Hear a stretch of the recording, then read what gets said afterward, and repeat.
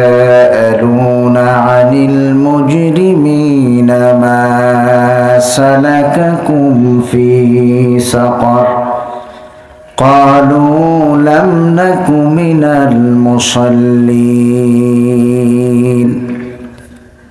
صدق الله العظيم. وقال تعالى في شان حبيبه إن الله وملائكته يصلون على النبي يا أيها الذين آمنوا صلوا عليه وسلموا تسليما. নামাজের শেষ বৈঠকে যে দরুদ আমরা পড়ি সেই দরুদ পড়ুন। আল্লাহুম্মা সাল্লি আলা মুহাম্মাদ ওয়া আলা আলি মুহাম্মাদ কামা সাল্লাইতা আলা ইব্রাহিম ওয়া আলা আলি ইব্রাহিম ইন্নাকা হামিদুম মাজিদ। اللهم بارك على محمد وعلى آل محمد كما باركت على إبراهيم وعلى آل إبراهيم إنك حميد مجيد. মানায় না এবং শয়তান এই কাজের উপযুক্ত নয়। এর পরের আয়াতটি মূলত যারা আসেননি তাদেরকে আল্লাহ তাআলা শামিল করে বললেন ইন্নাহুম আনিস সানঈ লামাযুলুন। শয়তানকে আল্লাহ এই কোরআন শোনা থেকে দূরে সরায় রাখেন। নাউযু বিল্লাহ। আমি বলছি না যারা আসে নাই তারা মানে আয়াতে যা বলছে আমি সেটা বলতে গেলাম না, তবে আল্লাহ তাআলা আমাদেরকে বললেন যে তিনি শয়তানকে কোরআন শোনা থেকে দূরে সরায় রাখেন। তবে আমরা যারা কোরআন শুনতে এসেছি আমাদের জন্য একটা সুসংবাদ আছে। সুসংবাদটা হলো আল্লাহ তাআলা আমাদেরকে পছন্দ করেছেন, বাছাই করেছেন এবং আমাদের ব্যাপারে আল্লাহ জেনেছেন যে আমরা কোরআন শুনলে লাভ হবে, তাই তিনি আমাদেরকে কোরআন শোনার ব্যবস্থা করেছেন। ওয়ালাউ আলিমাল্লাহু ফীহিম খায়রাল লাসমাআহুম। আল্লাহ পাক কোরআনে বলছেন তিনি যদি জানতেন যে যারা আসে নাই তাদের জন্য কোরআন শুনলে লাভ হবে তাহলে আল্লাহ তাআলা তাদেরকে কোরআন শুনাইতেন। তাহলে এই আয়াত থেকে বুঝলাম যে আমরা কোরআন শুনলে লাভ হবে এইটা আল্লাহ জানেন, তাই তিনি এখানে আমাদেরকে আসার এবং কোরআন শোনার ব্যবস্থা বা তৌফিক তিনি দান করেছেন। তো যেহেতু আমরা আল্লাহ পাকের বাছাইয়ের কাতারে পড়ে গেছি তাই আমরা আবারও খুশি হয়ে শুকরিয়া আদায় করছি আলহামদুলিল্লাহ। সম্মানিত হাজিরিন, আসুন আনুষঙ্গিক কথা না বাড়িয়ে সরাসরি তেলাওয়াতকৃত আয়াত থেকে আলোচনায় চলে যাই।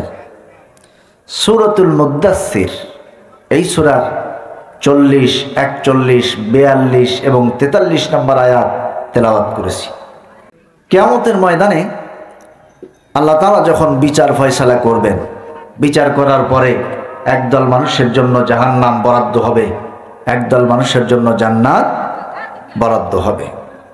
এ ওয়াস্তব আপনারা সবাই জানেন, শুনছেন বহুবার। এই বরাদ্দ হওয়ার পরে এরপরে জান্নাতি এবং জাহান্নামী উভয়কে দেখতে পাবে এমন একটি ব্যবস্থা আল্লাহ পাক করবেন। জান্নাতীরা জাহান্নামীদেরকে দেখবে, জাহান্নামীরা জান্নাতীদেরকে দেখবে। তো দেখার পরে জান্নাতি মানুষগুলি জাহান্নামীদেরকে ডেকে ডেকে জিজ্ঞাসা করবে ফি জান্নাতি ইয়াতাসাআলুনা আনিল মুজরিমিন। অপরাধীদেরকে জিজ্ঞাসা করবে ডেকে মা সালাকাকুম ফি সাকার। তোমাকে কিসে জাহান্নামে নিয়ে আসলো? সাকর নামক দোজকের মধ্যে, জাহান্নামের মধ্যে তুমি কেন আসলে, কিসে এনেছে? তখন তারা কয়েকটি অপরাধের কথা স্বীকার করবে যে আমরা এই এই অপরাধ করছি, এই জন্য সাকর নামক দোজকের মধ্যে আমাদের জায়গা হয়েছে। তার মধ্যে 1 নাম্বার অপরাধ হলো ক্বালু লাম নাকু মিনাল মুসাল্লিন। আমরা মুসল্লি ছিলাম না, নামাজ আদায় করতাম না। কথা কি বুঝতে পারতেছেন? তাহলে নামাজ না পড়ার অপরাধে মানুষ জাহান্নামে। আপনারা মুখ খুলবেন না নাকি কালকে খুলবেন সেই নিয়ত করে বসে আছেন যে কথাবার্তা যা কওয়ার শেষ দিন কব, প্রথম দিন কিছু কব না? নামাজ না পড়ার অপরাধে মানুষ জাহান্নামে যাবে। এবং জাহান্নামে যাওয়ার পরে তারা এই দোষটা স্বীকার করবে। আচ্ছা, আমাকে আপনারা একটু বলেন তো, ওই সময় এই দোষ 1000 বার স্বীকার করলেও কি লাভ হবে?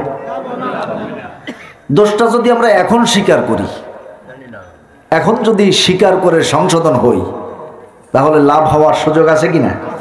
আছে।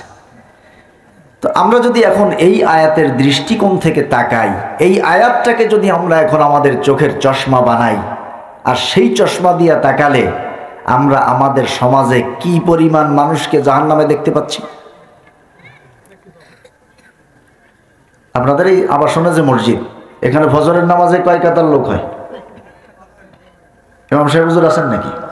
কয় কাতার লোক হয়? তাতে কতজন হবে আনুমানিক? এক এলাকা থেকে অত মানুষ নামাজ পড়া লাগে না। ইমাম সাহেব যে কয়জনের কথা বলছেন, এক এলাকায় অত মানুষ মসজিদে যাওয়া লাগে না, 2-1 জন গেলে হয়। আর ইমাম সাহেব তো আছে, আমরা তো দায়িত্ব তার উপরে দিছি।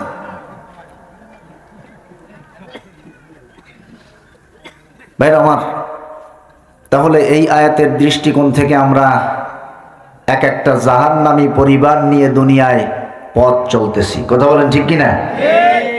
আসুন, এই আয়াতের আঙ্গিকে যেই জাহান্নামের দুঃসংবাদ আমাদের জন্য অপেক্ষা করছে, সেই দুঃসংবাদ থেকে গোটা জাতিকে বাঁচানোর জন্য, নিজেদেরকে বাঁচানোর জন্য কি করা যায়, সেই ব্যাপারে কিছু দিক নির্দেশনামূলক কথা আজকে আমরা শুনবো ইনশাআল্লাহ। এ নামাজ এমন একটি গুরুত্বপূর্ণ ইবাদত, যেই নামাজ আল্লাহ তাআলা তার নবীকে মেরাজের মতো একটা স্পেশাল সফরে উপহার দিয়েছিলেন। সুবহানাল্লাহ। এ নামাজ আল্লাহ পাক কায়েম করতে বলেছেন। কেন বললেন? দেখুন, মক্কি জীবনের শুরুর দিকে কিন্তু নামাজ আসে নাই। নামাজের বিধান এসেছে মক্কি জীবনের শেষ প্রান্তে, মদিনায় যাওয়ার আগে আগে, হিজরত করার আগে আগে। কারণ মদিনায় গিয়ে তিনি একটি ইসলামী সমাজ প্রতিষ্ঠিত করবেন। তো সমাজ প্রতিষ্ঠিত করার সাথে নামাজ প্রতিষ্ঠিত করার একটা গভীর সম্পর্ক আছে। নামাজ কায়েমের মধ্য দিয়ে সমাজ কায়েমের ট্রেনিং মানুষ নিবে।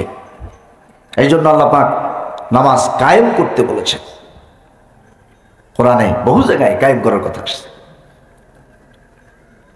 আল্লাহ পাক তার নবীকে মেরাজের সফরের মতো স্পেশাল সফর যখন করালেন, সেই সফরে আল্লাহ রাব্বুল আলামিন যতগুলি বিষয় নবীকে উপহার দিয়েছিলেন, তার মধ্যে গুরুত্বপূর্ণ বিষয় হলো নামাজ।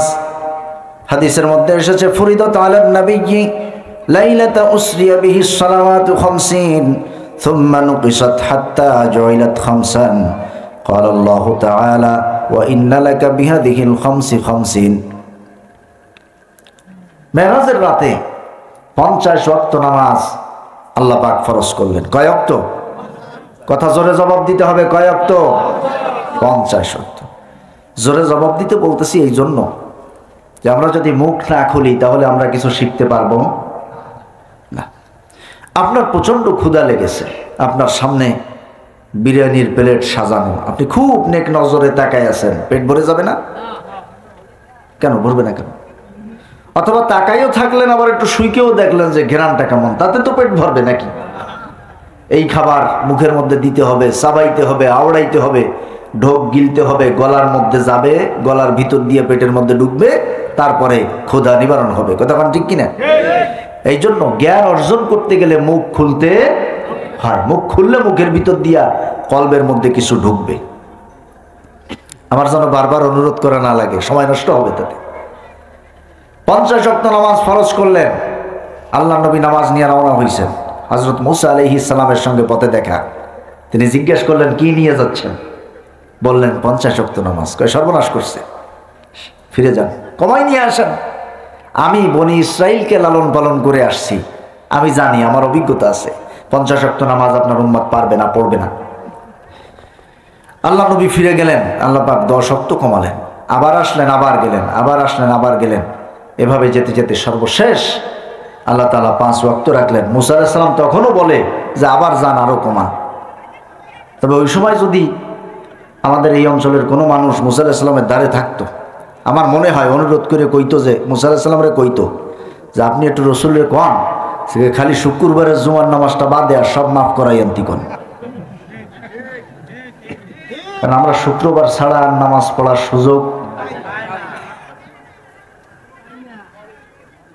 হযরত মুসা আলাইহিস সালাম আবার বললেন, নবী করিম সাল্লাল্লাহু আলাইহি ওয়াসাল্লাম বললেন যে আল্লাহ পাক দিতে চায় আর আপনি খালি কমাইতে বলেন, আমার লজ্জা লাগতেছে, আমি আর যাব না।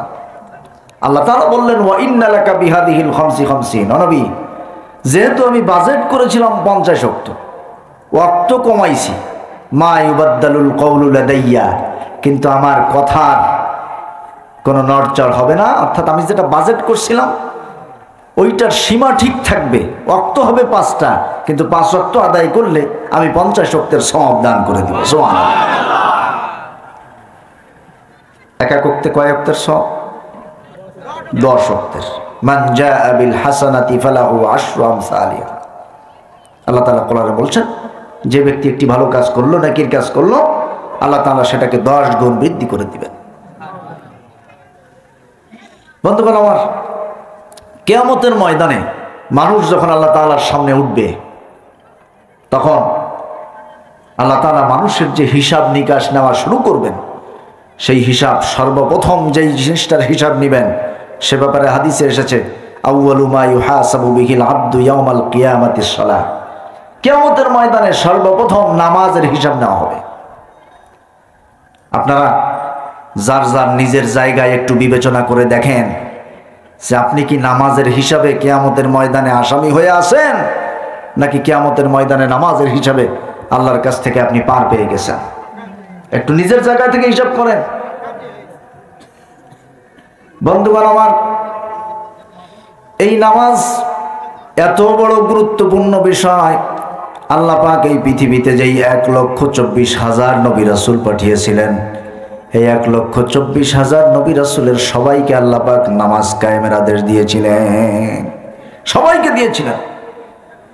আল্লাহ রাব্বুল আলামিন বলছেন, وَجَعَلْنَاهُمْ أَئِمَّةً يَهْدُونَ بِأَمْرِنَا وَأَوْحَيْنَا إِلَيْهِمْ فِعْلَ الْخَيْرَاتِ وَإِقَامَ الصَّلَاةِ وَجَعَلْنَاهُمْ أَئِمَّةً, আমি সব নবীকে তার স্ব যুগে একজন নেতা হিসেবে প্রেরণ করেছি। ইয়াহদুনা বিআমরিনা, আমার আদেশ অনুযায়ী যেই নবী যেই এলাকার জন্য নির্দেশিত হয়েছে, প্রেরিত হয়েছে, সেই এলাকার মানুষদেরকে আল্লাহর আদেশ অনুযায়ী সঠিক পথ জান্নাতের পথে তিনি আহ্বান করেছেন। আর আল্লাহ তাআলা তাদেরকে দায়িত্ব দিয়েছেন নামাজ প্রতিষ্ঠিত করার জন্য।